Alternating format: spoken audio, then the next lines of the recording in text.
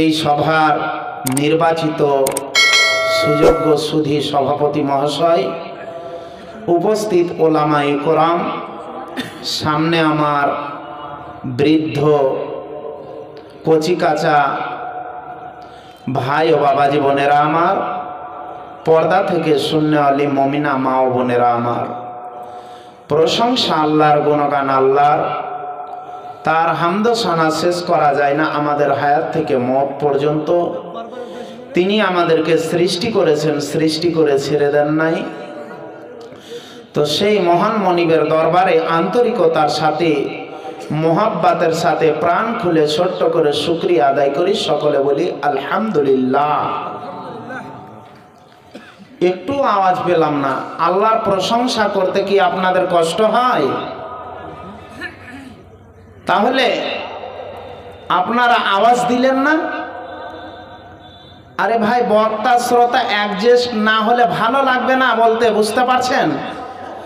তাহলে আমরা কার প্রশংসা করব? একটু জোরে বলেন তো। আরেকটু জোরে, আসতে হয়ে গেল। কার প্রশংসা করব? সুখের সময় কার প্রশংসা করব? দুঃখের সময় কার প্রশংসা করব?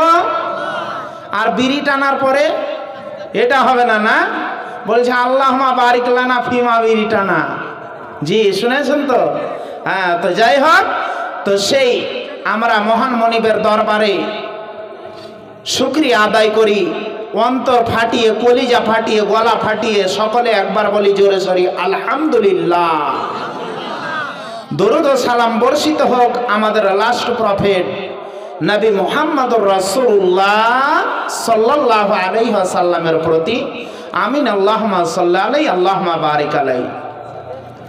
সম্মানিত উপস্থিতি, আপনাদের সম্মুখে সূরা রুমের 41 নম্বর আয়াতের একটি অংশ পরিবেশন করেছি এবং সূরা বাকারার শেষ আয়াতের একটি অংশ, এবং আবু দাউদের হাদিস, তিরমিজির হাদিস।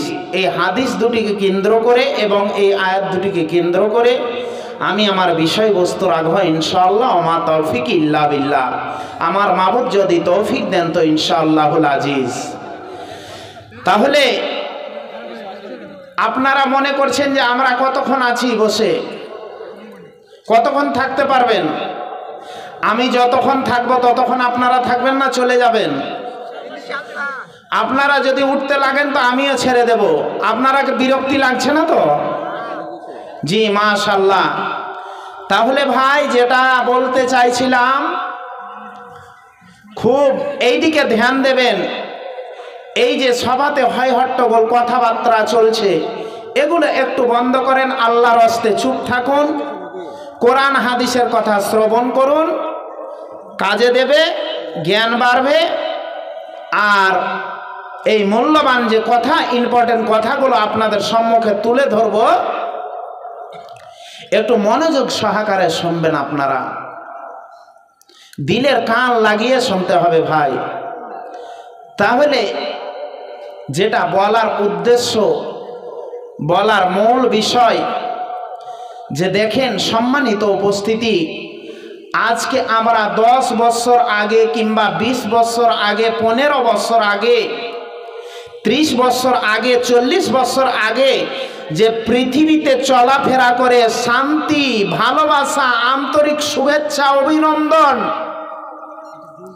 মায়া, মমতা, ভালোবাসা, যে ভালোবাসাটা পেয়েছি আজ থেকে 10 বছর, 20 বছর, 15 বছর আগে পৃথিবীতে চলাফেরা করে যে শান্তিটা পেয়েছি, যে সুখটা পেয়েছি, সেই 10 বছর পরে, সেই 20 বছর পরে আজকে ওই শান্তিটা, সেই আন্তরিক শুভেচ্ছা, সেই আপনার কিনা ভালোবাসা, মায়া, মমতা, সেই সুখ শান্তি আমরা কি আজকে পাচ্ছি? আর জি পাচ্ছি?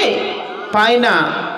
তাহলে আমাদের লাস্ট প্রফেট নবী মুহাম্মদুর রাসূলুল্লাহ সাল্লাল্লাহু আলাইহি ওয়াসাল্লাম বলেছেন যে এমন একটা সিচুয়েশন আসবে, এমন একটা টাইম আসবে, এমন একটা কাল আসবে, এমন একটা যুগ আসবে যে পৃথিবীতে শান্তি বলে কোনো জিনিস খুঁজে আর পাওয়া যাবে না। পৃথিবীতে শান্তি বলে কোনো জিনিস খুঁজে আর পাওয়া যাবে না। তাহলে চলুন সম্মানিত উপস্থিতি, বুখারীর রিওয়ায়াতে এসেছে হযরতে আবু মুসা আশআরী রাদিয়াল্লাহু তাআলা আনহু বর্ণনা করছেন, কিতাবুল ফিতনা, ফিতনার অধ্যায়ে হাদিস এসেছে, ঝামেলার অধ্যায়, জি বিশুদ্ধ হাদিস, নির্ভেজাল হাদিস। হযরতে আবু মুসা আশআরী রাদিয়াল্লাহু তাআলা আনহু বর্ণনা করছেন, নবী মুহাম্মদুর রাসূলুল্লাহ সাল্লাল্লাহু আলাইহি ওয়াসাল্লাম বলছেন যে নবীজি মদিনার কোন এক উঁচু ডিলাহা সমূহের মধ্যে আরোহণ করছেন। নবীজি মদিনার কোন এক উঁচু ডিলাহা সমূহের মধ্যে আরোহণ করছেন, উঠছেন, চড়ছেন, চাপছেন। আর আরোহণ করতে করতে করতে করতে এমন সময় নবীজি তার সাহাবা রাদিয়াল্লাহু তাআলা আনহুরাকে বলেই ফেললেন যে, ওগো আমার সাহাবা বর্গরা, আমি যা দেখতে পাচ্ছি তোমরা কি তা দেখতে পাচ্ছ? তখন সাহাবী রাদিয়াল্লাহু তাআলা আনহুরা বললেন, লা ইয়া রাসূল আল্লাহি, আমরা তা দেখতে পাচ্ছি না, আমরা তা দেখতে পাচ্ছি না। তখন নবী মুহাম্মদুর রাসূলুল্লাহ সাল্লাল্লাহু আলাইহি ওয়াসাল্লাম বলছেন যে যেমন নাকি মুষলধারা বৃষ্টি টপ টপ টপ টপ করে তোমাদের বাড়ি ঘরের মধ্যে বর্ষণ হয় পরে, অনুরূপ আমি নিজের চোখে স্বচক্ষে দেখতে পাচ্ছি যে তোমাদের বাড়ি ঘরের মধ্যে ফিতনা বর্ষণ হচ্ছে, টপ টপ টপ টপ করে ফিতনা বর্ষণ হচ্ছে, ঝামেলা বর্ষণ হচ্ছে। নবীজি কোন একদিন হযরতে আনাস রাদিয়াল্লাহু তাআলা আনহুকে গদিতে বসাইলেন। এবার যখন গদিতে বসাইলেন তখন হযরতে জুবাইর ইবনে আদি রাদিয়াল্লাহু তাআলা আনহু আনাসকে বলছেন, কি বলছেন? ইয়া আনাস, মক্কা মদিনার বাইরে থেকে যারা হজ করতে আসছে তাদের অসুবিধা দেখা দিচ্ছে, তাদের অশান্তি হচ্ছে, তাদের ঝামেলা হচ্ছে, তাদের অসুবিধা হচ্ছে। হযরতে আনাস রাদিয়াল্লাহু তাআলা আনহু বললেন, হে জুবাইর ইবনে আদি, তুমি শুনে নাও, তবে এখনকার অশান্তি কোনো অশান্তি নয়, এখনকার অসুবিধা কোনো অসুবিধা নয়। তুমি যে এখনকার অসুবিধার কথা বলছো, এখনকার অসুবিধা কোনো অসুবিধাই নয়, এখনকার অশান্তি কোনো অশান্তি নয়। হে জুবাইর ইবনে আদি, তুমি শুনে নাও, তবে এমন একটা সময় আসবে রে, এমন একটা কাল আসবে রে, এমন একটা যুগ আসবে রে, এমন একটা টাইম আসবে রে, এমন একটা সময় আসবে রে জুবাইর ইবনে আদি, যে পৃথিবীতে শান্তি বলে কোনো জিনিস খুঁজে পাওয়া যাবে না, যাবে না।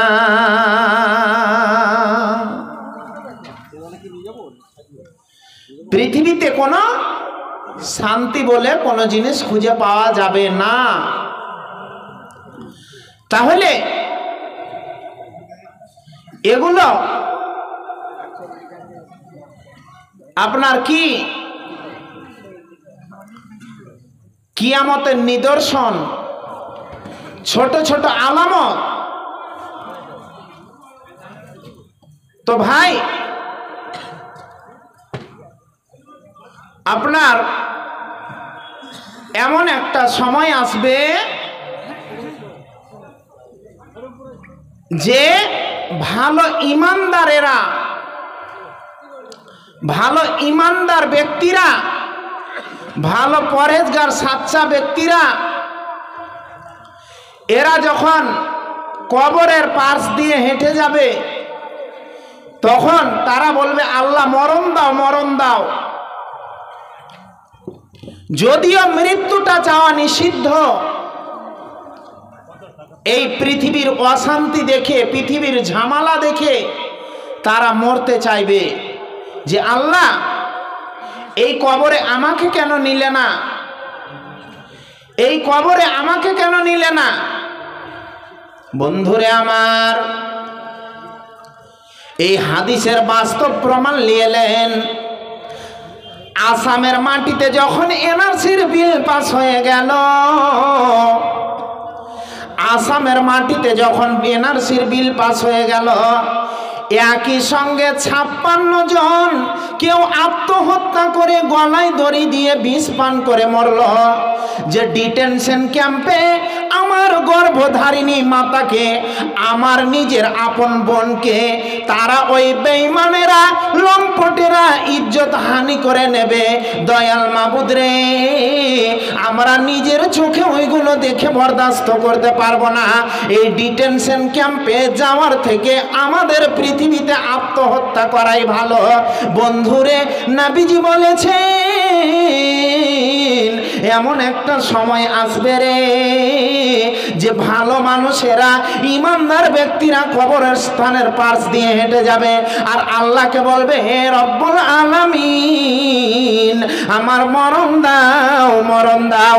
এই পৃথিবীর অশান্তির বোঝা আর আমি বইতে পারছি না, পৃথিবীর ঝামেলা আর সহ্য করতে পারছি না।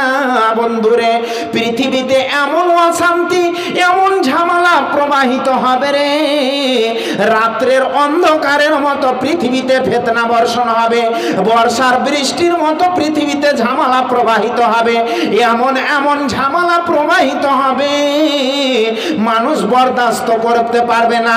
মুসলমান জাতি ছাড়া বন্ধুরে, পৃথিবীর বুকে যত জাতি আছে, গায়ের মুসলিম আছে, বেধর্মী আছে, বেদিন আছে, যারা মুসলমান ছাড়া যত জাতি আছে পৃথিবীর বুকে, সব জাতি সুখ শান্তিতে বাস করবে।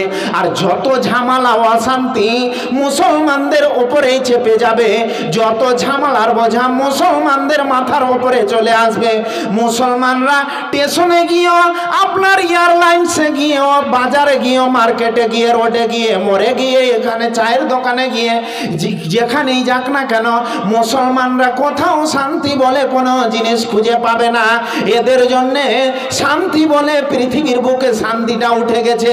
নবী মুহাম্মদুর রাসূলুল্লাহ সাল্লাল্লাহু আলাইহি ওয়াসাল্লাম বলেছেন যে আমার উম্মত, আমার উম্মতের মধ্যে এমন এমন ফিতনা বর্ষণ হবে, এমন এমন ফিতনা আসবে, এমন এমন ঝামেলা প্রবাহিত হবে, আমার উম্মত তখন কোনোখানে বিজয় হতে পারবে না, আমার উম্মত সেখানে তখন কোথাও সে তখন স্বাধীন হতে পারবে না, আমার উম্মত তখন স্বাধীন হতে পারবে না।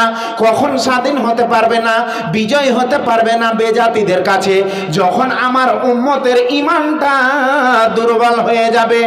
এমন ঈমান দুর্বল হবে, নবীজি বলেছেন, বিশুদ্ধ হাদিস, আবু দাউদের হাদিস বন্ধুরে, এমন একটা সময় আসবে, গরম কয়লা যেমন হাতে করে নিয়ে থাকা কঠিন হয়ে যায়, অনুরূপ ঈমানের উপরেও টিকে থাকাটা কঠিন হয়ে যাবে, ঈমানের উপরে টিকে থাকাটা কঠিন হয়ে যাবে।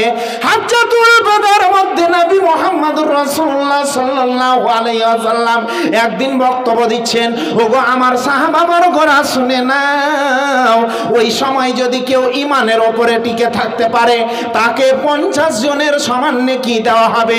সাহাবা রাদিয়াল্লাহু তাআলা আনহুরা বললেন, ইয়া রাসূলুল্লাহ, ইয়া হাবিবাল্লাহ, ও দয়ার নবী গো, ওই 50 জন কোন ব্যক্তির কথা বলছেন?